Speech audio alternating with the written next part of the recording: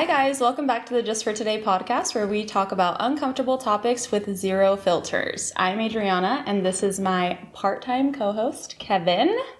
Just part-time. Just part-time, yep, because you have a real job. Yep. It's what adults do. Adult. Yep.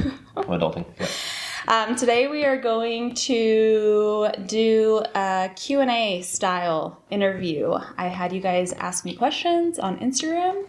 And me. And you. Yeah. You had your own question box. I do. I have a whole list of them. Well, this is a whole list of your question box. Well, I have a whole list of your question box. All right. So let's just get into it. Who wants to go first? Rock, paper, scissors? Nah, you're the host. You go first. That's right. All right. Are you ready? Are Yeah. you ready? I'm ready. Hit me. Hit me with a good one. Number one. How does Kevin feel about taking over the man of the house role? That's a good question. I don't really think about it that way, to be honest. You don't think you're the man of the house? I mean, I am, but Does it feel weird to say that? yeah, I just don't think of it that way. Like, we're a team. We both contribute equally, I think. I would argue you contribute more in a lot of ways. I can do the same thing about you, though. Yeah. That's good. We both mutually appreciate each other. No, I think I think the nexus of the question is, how do I feel about being a father figure to kids that aren't mine, right? And it's very difficult, I will be honest, but it's also extremely rewarding. And it continues to be extremely rewarding as our relationships grow. And we talk about this all the time, but like, our little relationships with each other's children continue to morph and change, and they are really fun to just kind of reflect on and watch. And so that, I guess, if that is the nexus of the question, I feel really good about it. Do you feel like you kind of have like imposter syndrome? Like, do you feel bad because, like Eric was the man of the house, so now kind of... I think is that why it's like kind of an odd? No. I think the same thing with Nick. Like, I never really thought of myself as like the man of the house. Like, I don't really believe in those roles. Yeah. I don't. Yeah. That just doesn't make sense to me. Yeah. I think it's equal. Yeah, you just bring to the table what your skills and talents are, and that's how you act as a couple, as parents, as husband and wife. Yeah. Yep. So it has nothing to do with me being a man. Yeah. Yeah. One time I read something that said, because people are always saying how like marriage or relationships are 50-50, but I read one time like it's not 50-50. It's like 40-60. Like, it's whatever, 80-20. You're not always going to be equal, but you help each other out when you need it in whatever departments you need to. Yeah, I mean, I would argue that relationships are not binary. They're not linear in any fashion. You, like you said, you help where you add value. Yeah. And you bring your skills and talents to the table. Yeah. You excel in those. I excel in mine. And, hopefully that generates some really cool kids that are, balanced and talented and ready for the world when it comes at them. So, that's how I feel. Yeah. I like that. This is a toughie. Okay. Did you know Eric was using at the time he died? I have to back it up a little bit, okay? Let's back it up to his last time that he was, fully in, full-blown addiction. And we had to go through a detox and all that. Mm-hmm. How long before he died was it? It was July of 2022. Okay, and he died when? March 2023. So it was some time. Yep. He was clean up until January, and I know this because I would drug test him very often, and also I could literally just tell by looking at his eyes. You just know. Yeah. So in January, he relapsed, but he told me, like, me and Emmy were on our way to Disneyland. We had a Disneyland pass, and he called me and he's like, I need you to come home right now. And I was like, okay, what's wrong? He's like, I just need you, like, to come back. So I go home, and he was like, he gave me his drugs. He's like, I just bought this. Like, I'm high, and I can't throw it away myself. So, like, I need you to throw it away for me. And so I did, and that was a one-time thing. And I'd say there was a few more of those one-time things. So he never, like, went fully back into it. But yeah, so, and I know that because that's another question. Like, how do you know he wasn't, like, it's like, because I drug tested him, and I just knew. And so the one time before he died, it was like 2 weekends before, he had a job out to Arizona again. And I know he picked up because I could just tell by his voice. And we got in a big fight when he got home because he was high. And then again, he, like, ran out of the drugs. So he was good for like 2 weeks. And I guess that's why, you know, like, when he didn't answer my phone call or whatever, I, like, You kind of knew. Yeah. It was a little bit back and forth for a period of time. Yeah. But, like, the last detox and, like, full blown was July prior to that. So, and then I always think about it because, so he had a job coming out to Arizona. That's when he died. And he had, like, 4 jobs lined up. So he was going to come back to California. He had another job to move someone else out here. And then he went back home, and he had 2 jobs back to Texas. So he wasn't going to be home for, like, 2 weeks straight, like 3 weeks straight. And I mean, I just can't help but think, like, he probably would have gone back into it because I wasn't around. And did he ever talk about how hard it was being on the road and, like, dealing with addiction and being tempted to pick up? Yeah, he did. He talked about it pretty often. Just, like, moving in general, like, owning a moving company. And he's like, he would always say how he hated it and he, like, really wanted to get out of that because it was so easy for him to kind of be around that type of behavior, and also, like, being on the road all the time where he's not surrounded by, like, me and the kids, and he just has more temptation. So yeah, he did talk about it a lot, and I think that's why he always, like, tried different things, but then went back to moving because, I mean, that's where he made the most money.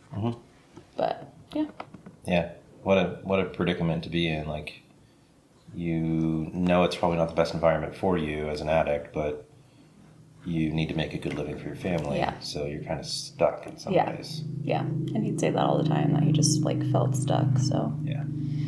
Yep. It's unfortunate, but yep. That's that. All right, ready for question number 2? Hit me.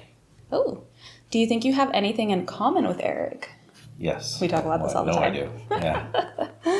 Yeah, you do. I'm as handsome as Eric. Yeah, so handsome. You know, so many people tell me that you look like him. Yeah. And my mom was the first. This was even before we were dating. Because, you know, my mom just knew. And she was like, can I see a picture of your friend Kevin? And I showed her a picture of my friend. You were my friend at that time. Yeah. You still are. Just a friend. Yep. Just friends that live together. Yeah. Oh, man. So I showed her, and she was like, oh, my gosh, he looks just like Eric. And she met you at Riley's party. And she told me again, she was like, he really looks like Eric.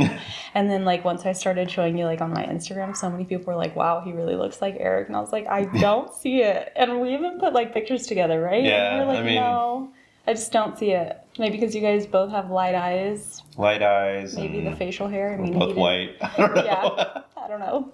But I don't see it. But yes, you do have a lot of things in common. Yeah, I mean, we both are into hockey. We both played hockey. So it's, I think there's several things that we have in common. We're both very handy. Yeah. Yeah, it's kind of been interesting to me as we're not just blending families over here. We're blending toolboxes. We're all blended. Not really, actually. We try to keep the toolboxes separate, but it's been interesting. Like, where I don't have a tool, I know that he does, so I can Just go and in borrow there it. and get it. I do feel like I'm borrowing tools from some other dude. Like, it's kind of funny. Oh But my gosh. yeah, no, I think we definitely have several things in common, and it's been kind of fun to discover. And it's cute. Like, well, you know, I take the kids to school every morning, at least the little ones, and Jax from time to time will be like, my dad this or my dad that, you know, and I'm like, oh, dude, I love that too, you know? Yeah. Yeah, it is fun to see. Like, when he died, it was so weird because I remember thinking, like, all this stuff that I'm going to miss out on and, like, you know, like in a man or whatever. And, like, he was really handy. He did all this stuff. And I was like, I just want someone like him, but, like, not like him. Like, I don't know how to explain it. Like, not the addiction, you know? And then he came along. And, yeah, I would say you guys are pretty similar. We all have our stuff. Yeah. We all have our stuff. But, you know, the thing is, like, some things are out of our control. Yeah. And I firmly believe that a lot of that was out of Eric's control too. Yeah. All right. What made you want to date Eric knowing that he had some connection to addiction?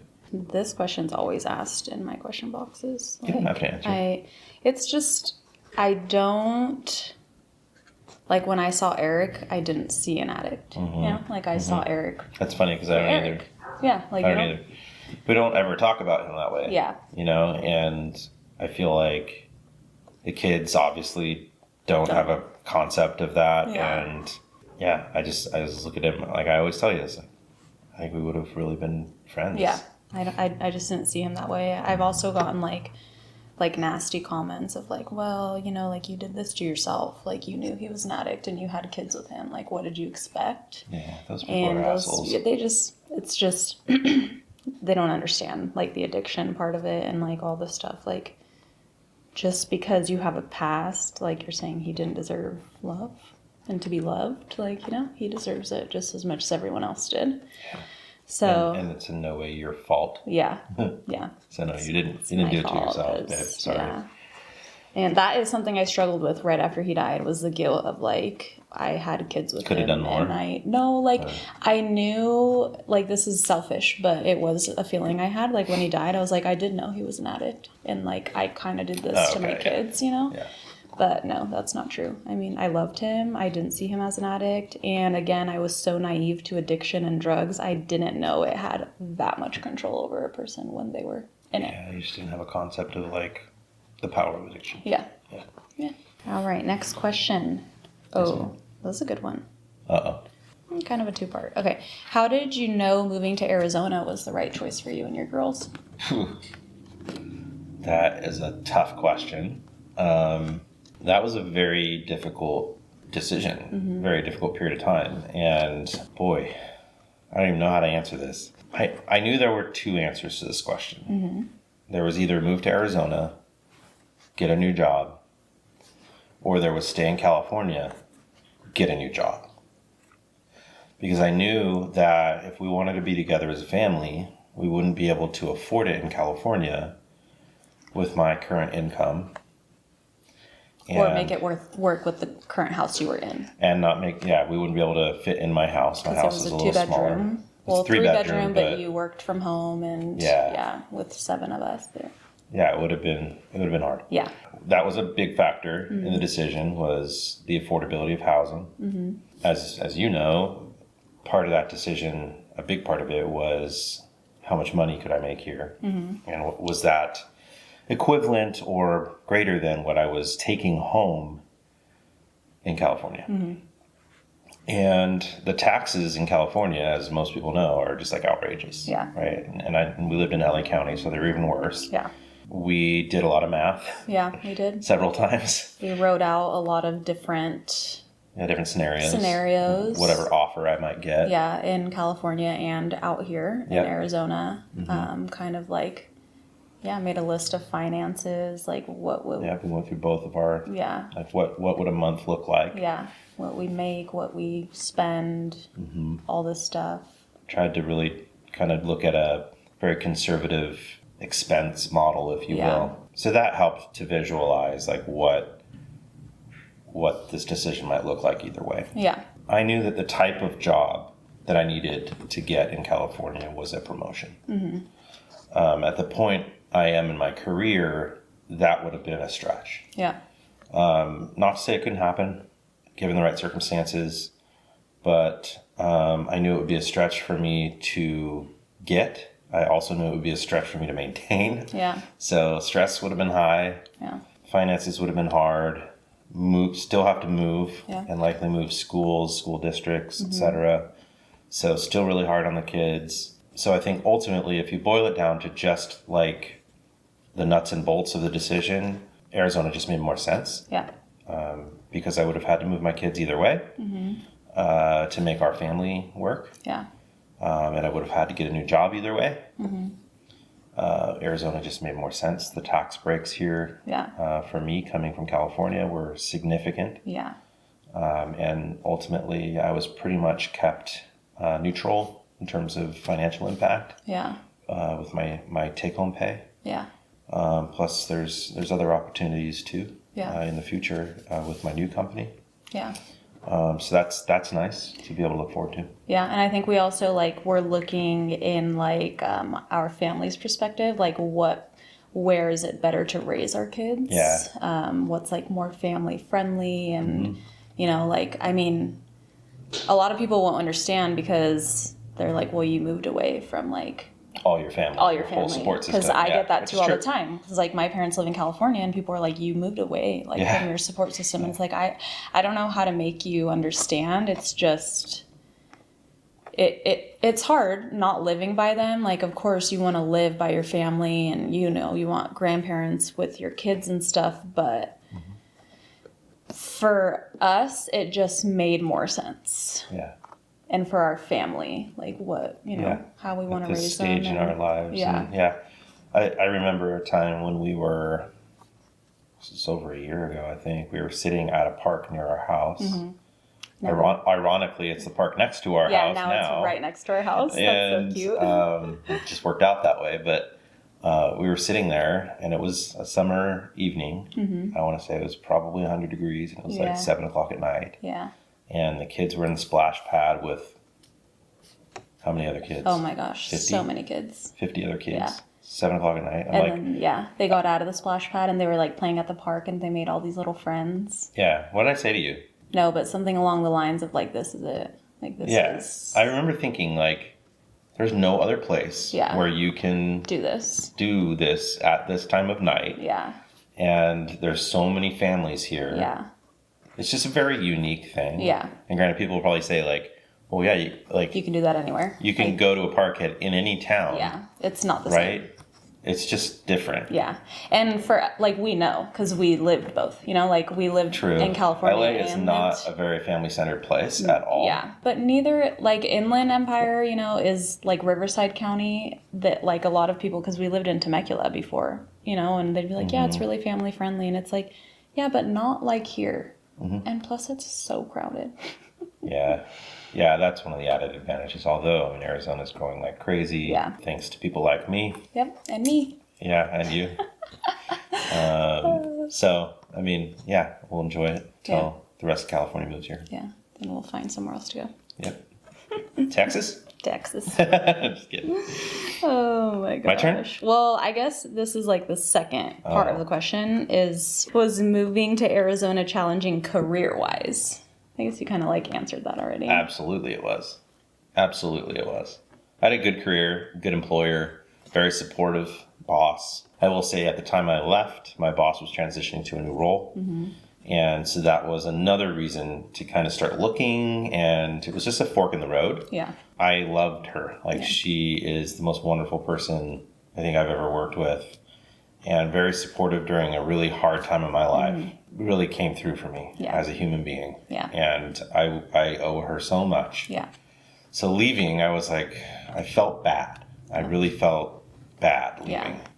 And I built something there. I was there almost 10 years, and I didn't want to leave that place. But at the same time, there are points in your life and in your career where you just have to take a chance and you have to push yourself. And this opportunity that I was given in Arizona was technically a lateral move title-wise, but was an opportunity for me to take on different responsibilities that I had not yet done. Yeah. And to grow in that way. So professionally, I felt like it was a really good move. Yeah. That will prepare me if I choose to take more senior roles in the future.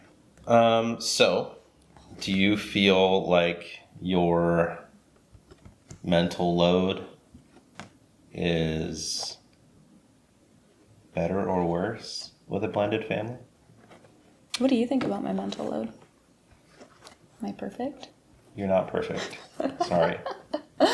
I get in my moments. So, first of all, my mental load just after losing Eric. Heavy. So heavy. And it's like things that I could handle while he was still alive.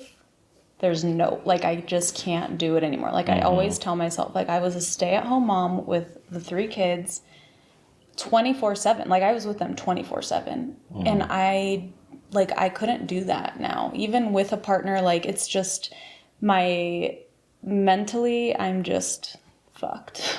Like, well, yeah. So like, I think I would describe it as like, before death, you have a glass that you can fill from bottom to top with liquid, with water. Yeah. And after death, your grief is like sand that's at the bottom of the glass. Yeah. And it takes up 25%, if you will, and the rest can fill with water. Yeah. But that sand never moves. It never leaves. It's always there. Yeah. That's a really good way to put it. I think that you only have so much to give. Yeah. Fortunately for us, we get that. Yeah. And we try to fill in where we can when the other is down. Yeah. Yeah, I agree. So, no, I don't feel like it's more. I feel like it is more ever since he died, but like adding, like blending our families and adding you and your 2 girls, that didn't affect it. But it's nice, like it's been nice having someone when I'm not available. Like when I'm sick or when I do have my moments of like I can't get out of bed. Like we've had a lot of those. Yeah. And like, vice versa. Like it's just so nice to know that I can not feel good and just not feel good. Yeah. Like I don't have to worry about. I can barf and have diarrhea and not worry about it. Yeah. Isn't it nice? Because before it's nice to not have to worry about it. Yeah, because before it's like you're the only one. Like you have to figure it out. Yeah. And that sucked. Like you can't be sick because you still have to take care of your kids. When, after Nick died and COVID was like full blown, blah, blah, blah. I had COVID. Holland had COVID. Oh, we gosh. thought that Sloan had COVID, but she never tested positive. So it was awful. Like the 3 of us were just in the house the whole time together, alone. Yeah. My mother-in-law would text me, like, you guys need anything? I'm like, just stay away. Yeah. But they were great. They'd bring over food and stuff. Yeah. Yeah, that's sweet. Yeah, it's definitely nice, like, having a partner to rely on when you need to. Yeah.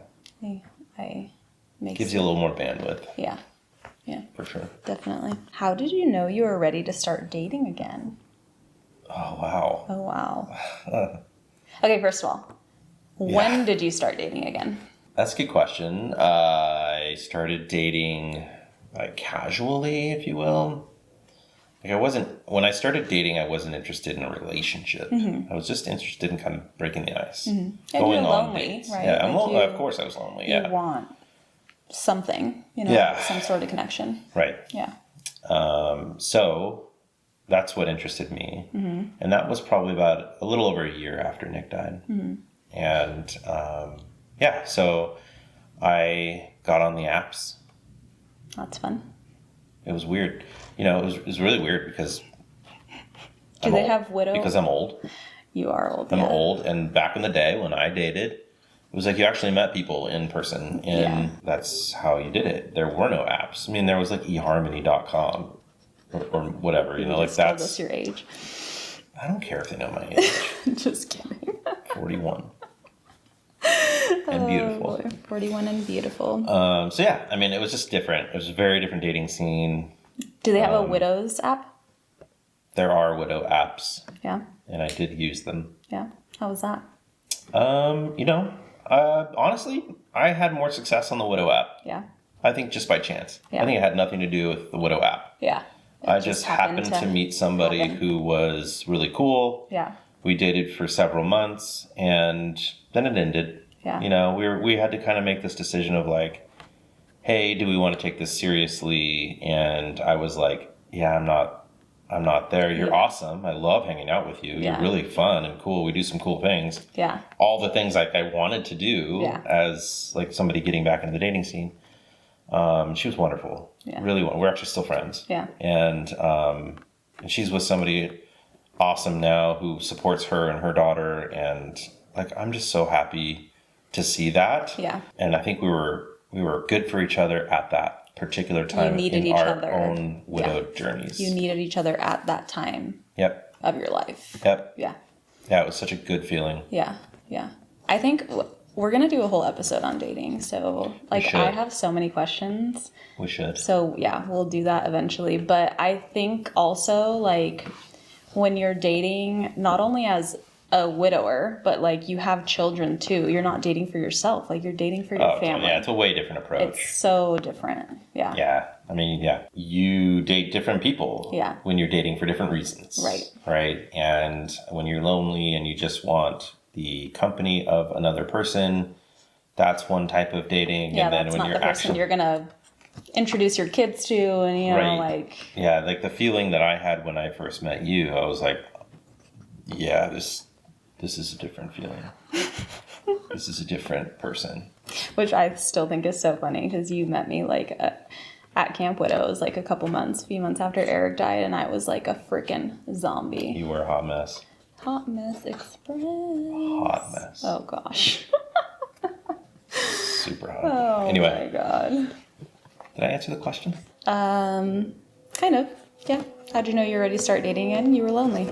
I was lonely, yeah. You never really... I don't know. There's a lot of stigma around dating, like widows. Like there really is, and it's stupid. Yeah. So listen, people. Date when you're ready to date. Doesn't matter how long it's been. If you feel like you need to date, date. If you don't feel like you need to date, don't date. Yeah. If you never marry again, good for you. Yeah. Like who cares? Who cares? Yeah. Do you? And I think that's one realization after losing Nick. It's like I've just been so much more genuine to myself. Yeah. Because I just couldn't put up with the bullshit of like what pop culture is or what people think and all this stuff. Like you really just don't have time for it. It's part of that sand at the bottom of the glass. It's just you can't deal with it anymore. Yeah. You gotta be real. Yeah. Yeah. I mean, I remember the first date I went on. She was lovely. Did you feel like shit afterwards? I absolutely did. Yeah. Did you cry? I did. Yeah. In a McDonald's parking lot. Yeah. We had an awesome date. Yeah. And that made it worse. Did I ever tell you what we did? What'd you do? Did you go down the slide? I don't think we've done this. Oh, yes, we have.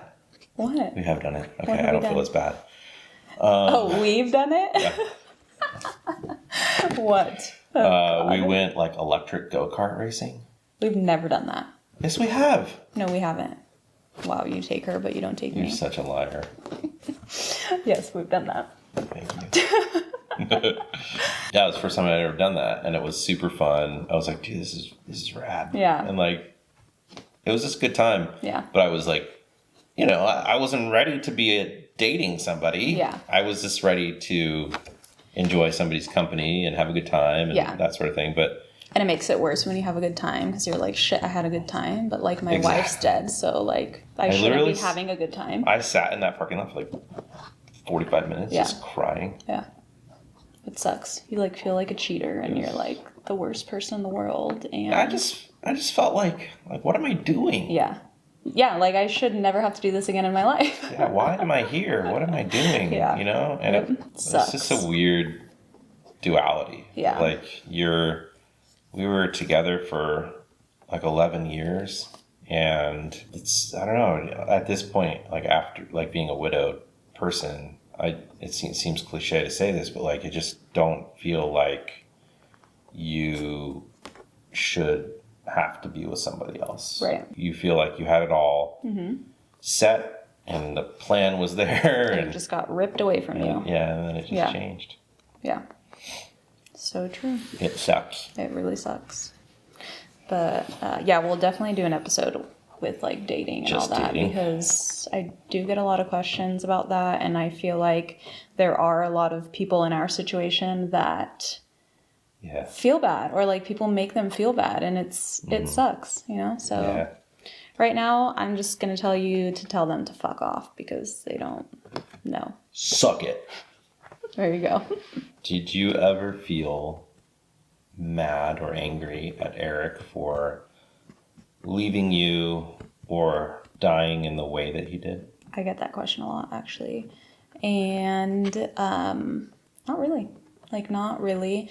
I remember when I went to Camp Widow the first time, and I went to like the overdose class, like the widows of people who died of overdose. And there was this lady there, and like one of the topics was I remember this because I waited outside for you. You did? I did. Oh, that's cute. Don't you remember? You don't remember me standing outside waiting for you when you walked out the door? I don't remember much of that, no.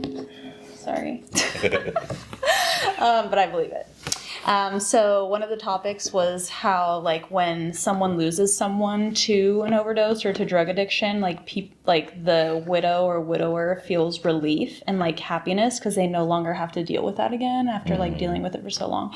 And there was this lady in that class, and she was happy. Her husband was dead. Like, she was sad, but she was like happy because I get it. Like, I do get it. And it was just like to the point where it was like so bad. And like, he was like really mean and like physical with her and their children and all this stuff. I always I feel like it's a question I get asked a lot, because it would be normal, right? Like, it'd be normal to be like, why did you do that to me? And I feel like in the beginning, like when I first found out about his addiction, that's how I was like, why are you doing this to me? Like, you don't love me. You don't love our kids, like all this stuff. And then once I like actually put time in to learn about it and live through it, I knew it had absolutely nothing to do with me. Yeah. Nothing to do with me. So in the beginning, like I remember the first like when I found out, I wrote him a letter to bring to him, like when I saw him. And that letter was like 4 to 6 pages long. And I am just like, the amount of times I said, I'm sorry in that letter, and not like that I'm sorry, but I'm sorry that you had to live the life you lived and that you had the demons that you had, because I knew him so well, obviously, past the demons, and he had so many really intimate conversations with me about like how his dad's death affected his life, and like what kind of caused his addiction and what caused like all this pain and stuff, and how he felt like he could never deal with it or talk about it and like do all these things. So just knowing like what caused it, I just felt bad. Like I'm sorry. I like remember writing, like, I'm so sorry that this, and this happened to you, and like you were fighting it, and like still we're such a good dad, and we're doing, like, I just felt bad, like just sadness. And I remember one time when I was going to therapy, the therapist was like, I was like having a hard time with the kids, and I was just like complaining about life, you know, like what you do in therapy, like saying how it just like sucks that like Eric's not here. And like sometimes I really would just like start cussing him out and like yelling at him because I'd be so fucking pissed off. Like if it was like a hard night with the kids and I'm like, why? Like I shouldn't have to be doing this by myself. Like you should be here. And she was like, so if you could say anything to Eric right now, what would you say? And I remember I said, I would tell him that I'm really sorry for the life he lived and that I love him so much. And she looked at me and she was like, you would say you're sorry? Like you wouldn't, like you feel like, I don't know. She was just like shocked. Like it wasn't like, you know, F you. What do you feel like you're sorry for? Like clearly you don't own that, right? Like that's not on you. No, I just feel bad. Yeah. Like I wish I could. You're empathetic to. I wish I could go back to 5-year-old Eric and give him the biggest hug ever. And I think that's why I like with all my kids. Is that when his dad died? Yeah, the day before his 5th birthday. Oh my God. Yeah. And like all my kids, I feel like I'm really aware of their emotions, and I like try to, I don't know, I'm just really like sensitive to their emotions, and maybe like a little too much. And I think it's because of the things Eric told me that he wishes would have been done for him as a child, or like weren't done for him, you know, like like because all of the those. loss of his dad. Yeah. So it's like now I feel like, okay, well, I know he felt that way because of this, and I don't want my kids to feel that way, so I'm going to do this. And I feel like with Jax, I'm like extra overprotective because I literally see. Yeah, he's a little Eric. Yeah, he's like little Eric. And I like think about things that he told me that hurt him, like when he was a child, or like, and I see Jax and I'm just like, yeah, I just think of that. And I don't want my kids to feel that way. Mm-hmm. And That's he's what feeling I feel it too. suck. Like, oh, yeah. Jaxie is constantly saying like stuff about his dad. Yeah, every single day. How much he misses him, how much he wants him to come back. And like I drove them to school this morning, the whole ride there, he was like saying how he missed his dad. And then he said, I just don't understand. No, he didn't say understand. He's like, but I just don't know why he walked away. And it like made me so sad. Like, I don't ever want you to think he walked away from you. Yeah, that'll take time, I think, as he grows up to understand how or why he's not here, right? And I will say, like, from a step-parent perspective, yes, that is very hard to hear. Yeah. It's really hard to hear and to not internalize that. Yeah. I mean, yeah, and I feel like it happens to both of us. Yeah. Because, like, even Sloan, she'll always be like, when's mom coming home? Yeah, like, and how many times has she said that this week? Yeah, that's interesting because she's started saying that more now. But, again, children will do this with every developmental stage. Yeah, because Jax has started and Sloan has started. Yeah. And so they're both kind of in a transition period. Yeah. Emotionally. And I've seen this for years with my kids. They go back and forth. Yeah. And at moments they're really strong and they're kind of cruising, they're really happy, and then at moments they're sad and they're really in their grief and struggling, and that's just, I think, where Jax is right now. Yeah. It is hard. Like, it's hard to, like, we don't take it personally. Like, I understand what you're saying. Yeah, you just kind of have to brush it off. But it kind of, like, it's not me. But it does hurt, you know? Like, because I feel the same with Sloan. Like, you know, like, I don't know. It sounds, like, selfish to say. Yeah, but no, I totally know what you mean. But then we, like, also understand, and... She and he... Is that the right way to say it? Sloan and Jax, Sloan and Jax are not saying, we don't want you here. Yeah. What they are saying is, I want my mom and dad here. Yeah. And that's okay. Yeah, I do too. I think we all, you know, like... Yeah, because do you remember that one time I told you something about, like, Jax said he, like, wanted his dad back. And then he was like, but I don't want to move out of the house with Kevin. Yeah. So it's like, you know, we know they love us, but... Unfortunately, I think Eric and I could make it work with two dads. So bring them on back then. Okay. I'll do my best. You heard that? How do you handle differences in parenting styles?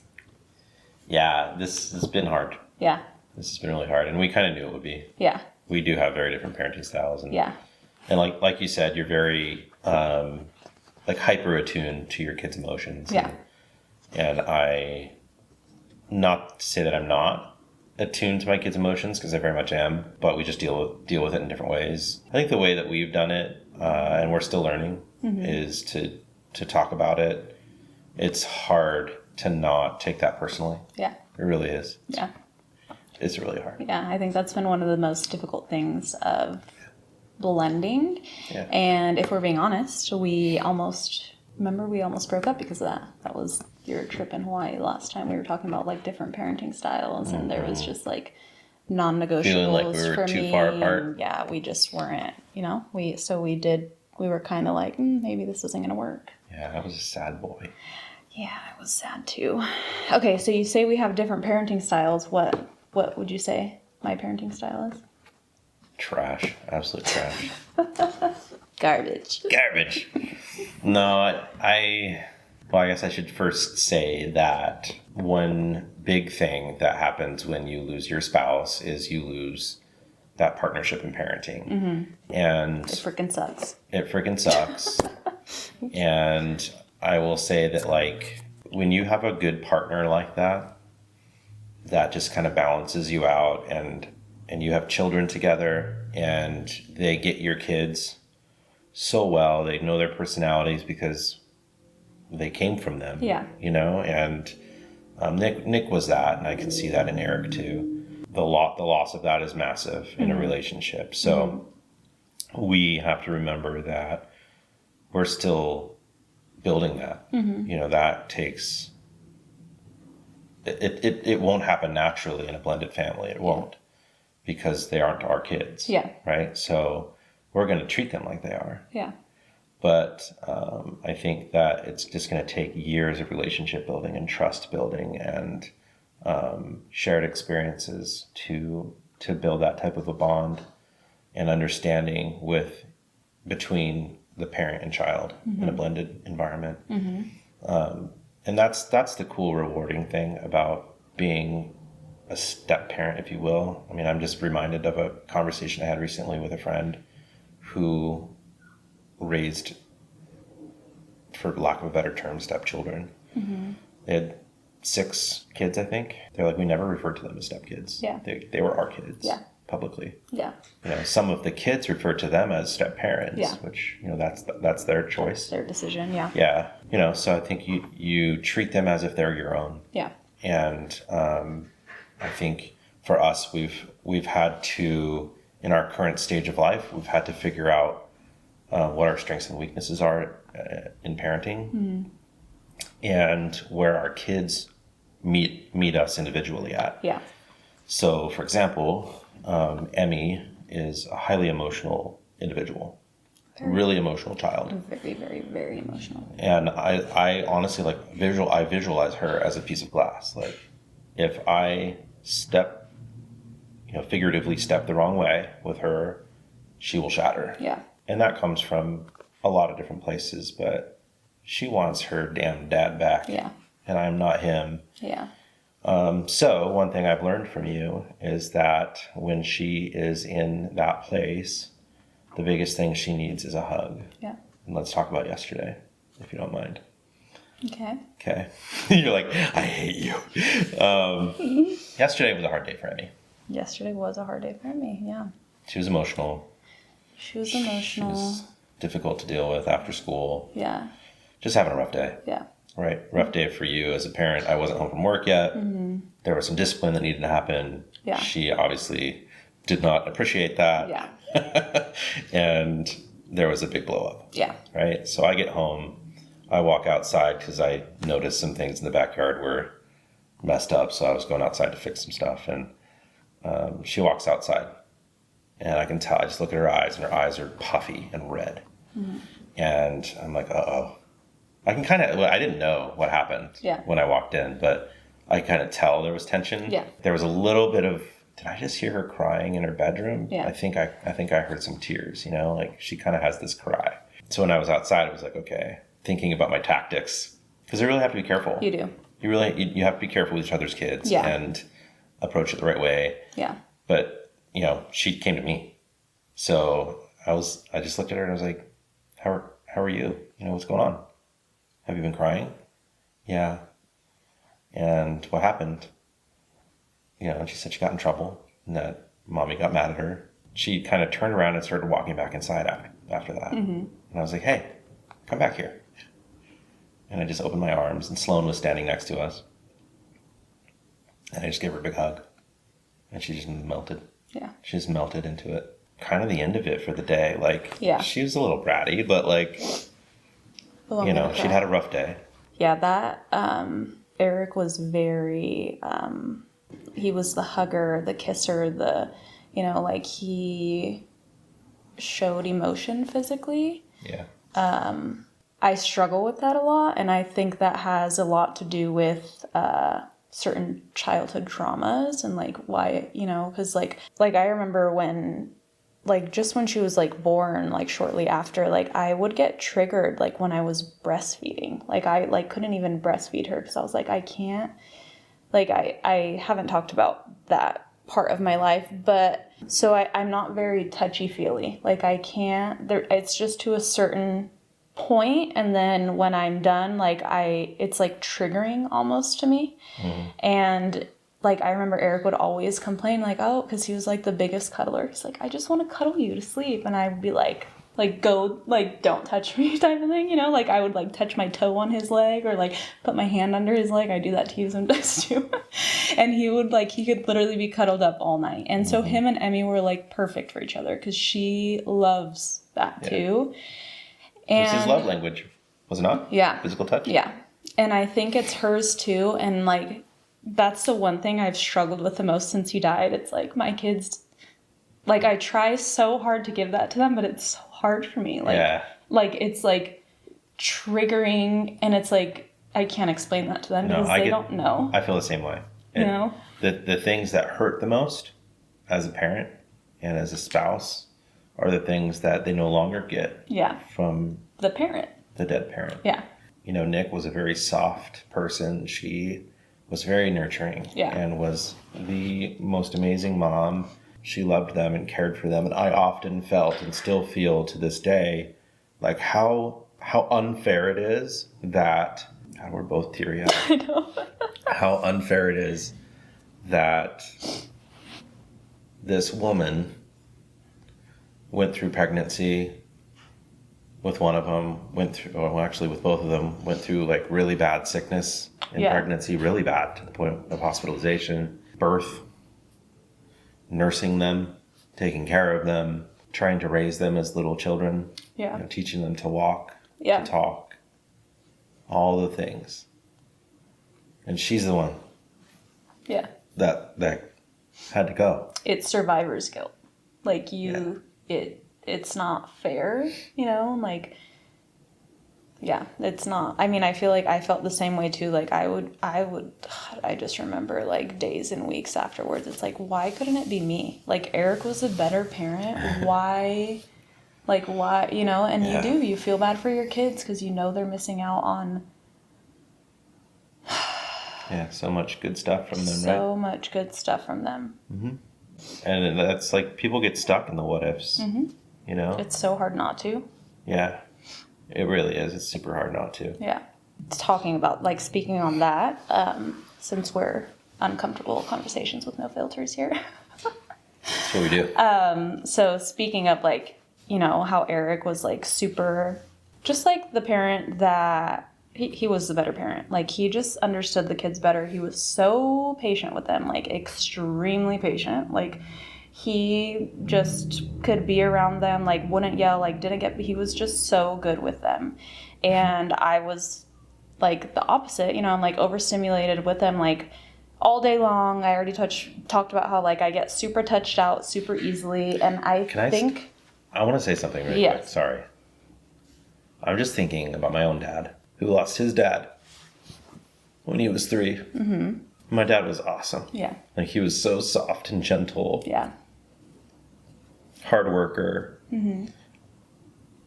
And I don't know if there's something to that. I think they're trying to make up for what they lost. Maybe. Because Eric would tell me that all the time. And it's not that my dad didn't have a father figure. Yeah. Like, his mom remarried and he had all that. Yeah. But I think there's something to be said about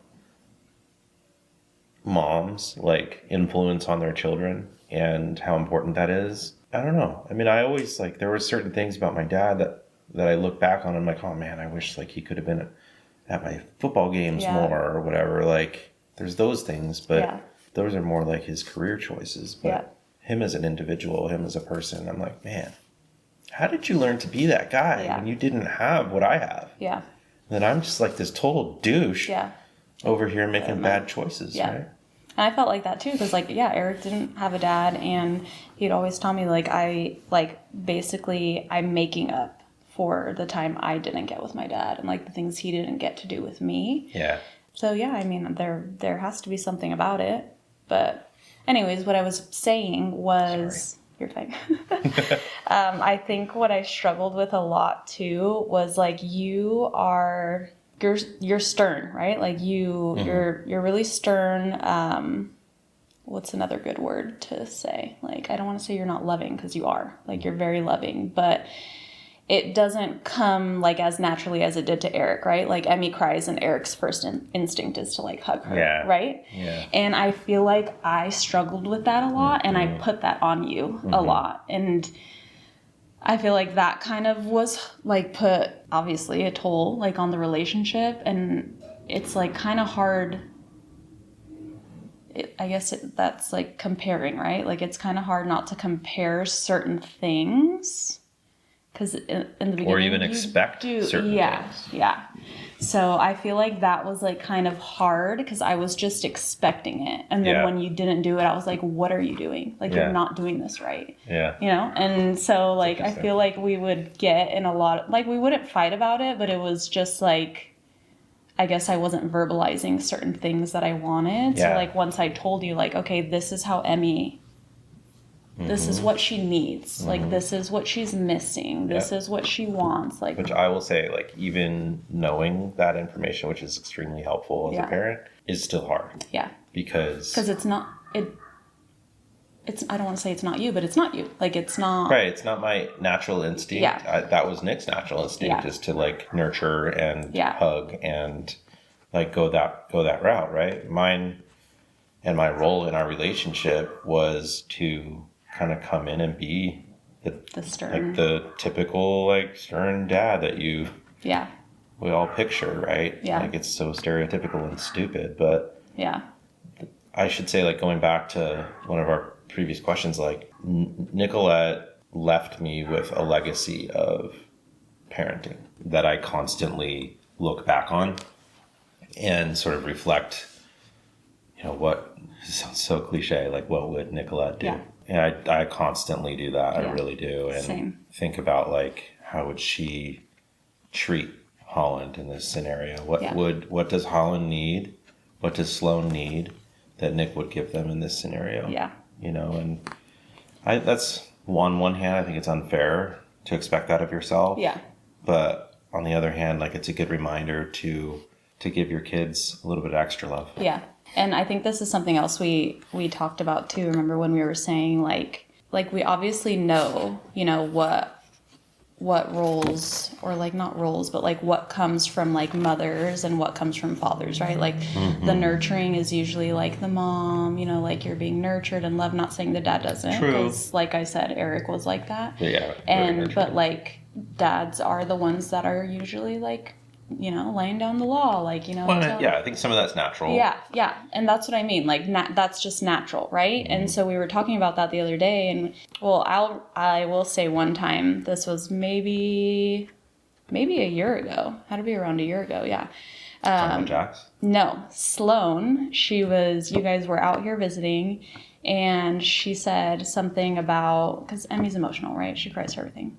She was like, Emmy, she says because Holland and Sloan in the beginning were super picky. They literally it was hard. Yeah. Like that was super picky with food. Yeah. And yeah, so sorry, go ahead. They were really picky. They would be like, I don't like that. I don't like that. I only want this. I only want rice. I only want Indian lentils. Like, that's it. That's all they would eat. And I was like, no, like I'm going to make this and you guys are going to eat it or you're not, you know? Yep. And so I remember one time I'm like walking in the backyard with Sloan and she goes, yeah, me and Holland are really picky because our mom's dead and Emmy cries all the time because her dad's dead. And say it how it is. When I started thinking about it, I'm like, she's got a point to it. Like, because your girls, like, I see with Sloan too, like she hides her emotions. Like she doesn't like to get emotional. And like Holland too, like bashful, yeah. And Holland's very like direct and like doesn't. She's kind of like me. Yeah. Yeah. And like my kids are all very sensitive. Yeah. Like especially, I mean, all of them really. Riley's just another thing, but Emmy is probably the most just because of her age. Yeah. And I feel like Jax is too, because like I said, I baby him because I see him and I think of Eric and he's just a baby. Yeah. Yeah. So. Yeah, so I feel like there's some truth behind that, you know? Like, your girls didn't grow up with a mom for that long, and they kind of just didn't turn anyway. Like, it's not like they're one way or another, but you could see the lack of mom. Yeah, and you could see the lack of dad. Yeah. Sloan hit that milestone of living longer without a mom. Oh, I'm going to cry again because Riley did too. Yeah. Really quickly. And that breaks my heart. Yeah. You know? She's, like, you know, she's the sweetest little thing. Yeah. She really is just such a sweetheart. And, like, I mentally struggle with that particularly because I don't know if other men feel this way, but when my kids were born, of course I loved them from the moment they came out. Yeah. But the connection with my kids was difficult for me. Yeah. I think that's common. Yeah. Until they can start playing or doing something, right? Yeah, like, and I wouldn't say it took that long. Right. But, like, it took me being involved with them, feeding them, Yeah. changing them, bathing them, yeah. putting them to sleep, soothing them, Yeah. and, like, building that bonding connection with the child because I didn't have them inside of me. I didn't. Yeah. Well, you didn't, but I'm just kidding. That's so bad. Thank you for the comic relief. You're not wrong. So yeah, I mean, I think it just took a while to build that bond. Yeah. And now that she's gone, like, I still have that, like, guilt of, you know, they don't have that one person who they had that big connection with. Yeah. Yeah. I know what you mean. Like, obviously, I don't have that same feeling because I am still here and, you know, like, I grew them. But, like, with Riley, like, you've been in her life longer than Eric was in her life.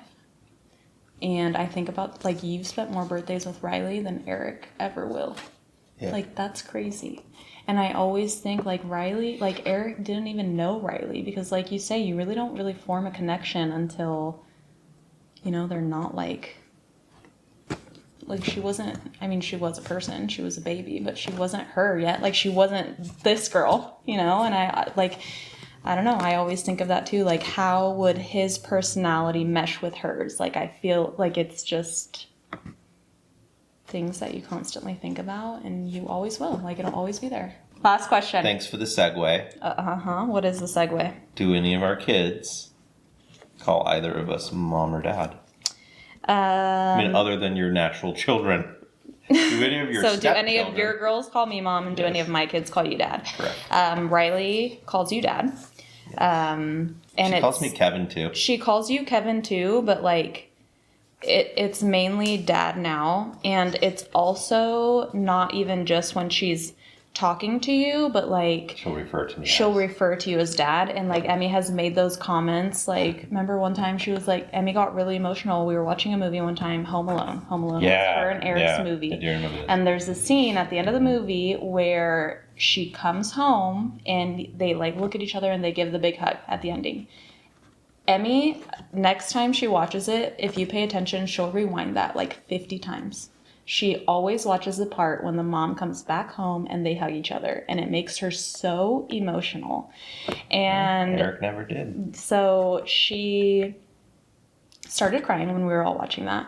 And Riley goes over there. She's like, "What's wrong, Emmy? Like, why are you sad? Why are you crying?" Mm-hmm. And then Emmy says, "I miss Daddy." And Riley goes, "Well, Daddy's right here," and points to me at you. Mm-hmm. And that's happened quite a few times where, like, Jax will say, "I miss Daddy," or "I want Daddy," or this and that. And Riley will be like, "Well, Daddy's..." She's confused. "Here." Yeah. Mm-hmm. But she does talk about, when she talks about Eric, it's Daddy Eric. That's how she refers to him. Yeah. But, like, yeah, if she says, like, Daddy or Dad, yeah, she does call you that. Jax has started to now, too. Also in the same way, like, he'll make comments to me, like, talking about Daddy, and before it was always Eric. Like, he never really called you Dad. Like, every here and there he would. And now it's happening more often where he's talking about Dad or Daddy and he's referring to you. And even, like, to your face, he'll call you Dad a lot. Every once in a while. Yeah. Yeah. Emmy, I think she will eventually because she wants to so bad. Like, she'll say it every once in a while. Yeah, she will. Depending on the circumstances. She'll call you Dad every once in a while. Or if she's talking to, like, the rest of the kids, she'll refer to you as Dad. Like, "Oh, look, Dad has this," or "Dad, you know, like, you want to go with Dad and do this." What about my girls? No. Your girls call me by my name. Yeah, they do. Yeah. Sloane's called me mom a couple times. I will say, like, when they give us, like, gifts or stuff, or they make stuff at school, they will write to mom and dad. Yeah. Like, Sloane does that to mom and dad, and she's referring to me. Mm-hmm. Same with Emmy. Holland always makes this comment of, I can call you mom when you're married. Yeah. She's got this thing in her mind that we have to be married. Yeah, that we have to be married, and she makes it, like, a lot. She'll be like, you are going to be my mom. Like, I don't know if she'll ever call me mom, but I just think it's so funny how she's like, when you're married, like, you're going to be my mom. You'll be my mom. And it's so cute, that's too. The switch. Yeah, that's the switch. And I'm like, okay, there's going to be no difference here. Like, it's just a legal document, you know? Like, we're not going to do anything differently. No. But obviously, we don't force our kids to do anything. Like, they can call us whatever they want, whenever they want. But yeah, I always thought that was really funny. And another cute thing that I just thought of, and I'll end it on this because it is really cute. One time we were at Chick-fil-A. Oh, you weren't there. I took the big girls. You went to Chick-fil-A? No, we weren't at Chick-fil-A. But yes, I've gone to Chick-fil-A without you. We went to the pottery painting place. Oh, yeah? As you wish. Uh-huh. And it was just me and the 3 big girls. Mm-hmm. And, you know, they're like talking about us and like how they're going to have, I think it started by Holland making that comment, like, when you guys get married, like, I can call you mom, like, you'll be my mom. And then Sloane goes, I'm going to have 2 daddies. Daddy and Eric. She does say that. And I'm going to have 2 mommies, you and mommy. And like it's just so cute, like how innocent they are. Yeah, and she has a bit of a magical mind. She does. Still. And it's so cute. And she's like, I bet you Eric and mommy are married in heaven. Like all the time. Like they don't really fully understand, you know? And like even Holland, remember that one time she asked me, she was like, if you and dad have kids, like, are they going to look like you, dad, mom, and Eric, like all 4 of your features, like, because she doesn't get it. And I'm like, gosh, please stay innocent forever. Yeah. It's so cute. But yeah. It's cute. It's cute. Let them do what they're going to do. Yeah. You know? We usually do. Well, I mean, in terms of calling you what they want to call you, it doesn't matter. No. Ultimately. Yeah. And I think that was like, it was a talk I had to have with the big girls too, like once Riley started calling you dad, because we don't ever want, like I had to talk to Emmy, like if Sloane and Holland want to call me mom, like it's never a fight, like she's not your mom. Same with if Riley wants to call Kevin dad, or if you want to call Kevin dad, like I told Sloane and Holland, like he's not your dad, he's my dad, you know, like that shouldn't ever be a fight, which it never has, and I don't think that would ever be an issue, but... No, I've had that thought too. Yeah. Like, I wonder how they feel about that. Yeah. Yeah, it's never come up. No. They just, I mean, they love each other like siblings. I feel like it's not like... They fight like siblings. They fight like siblings, so... Yeah. No, they're... Especially Sloane and Emmy. Yeah. They're just oh my god, besties. 2 peas in a pod. Besties. 2 peas in a pod. The Sour Patch Kids. Sour Patch Kids. They're pretty... They're good. They're so cute. I often think, like... it's so funny how we think of all the what ifs, but I'm like, man, what would Emmy be doing right now if we weren't together? Like, her and Sloane are literally like... Yeah, the second they get home, it's like they're outside playing, riding their bikes, digging in the dirt, which... So cute. I hate, because I just did all that work out there with the dirt. Yeah. All right, well, I still had a few questions for you, but we'll do a part 2. I have more than a few. So do I, and I had some for, like, the both of us, so... Sorry, guys, if we didn't get to your questions. We'll do a part 2, 3, 4, 5 later on. Sweet. You coming back? I'll come back. All right. Whenever you have time off from your adult job. How do you know it's an adult job? What else would it be? A kid job? Are you just a baby? Just a big baby. All right, guys. Well, thanks for hanging out with us today. We will get around to answering the rest of your questions on another episode. If there's any other topics you want us to dive deep into, let us know, and we'll make an episode about that. All right, guys. We'll see you next time. And if you want to continue to be a part of these conversations, don't forget to subscribe and like and comment and share all the things. Yep. All right. See you next time. And don't forget, just for today, keep going.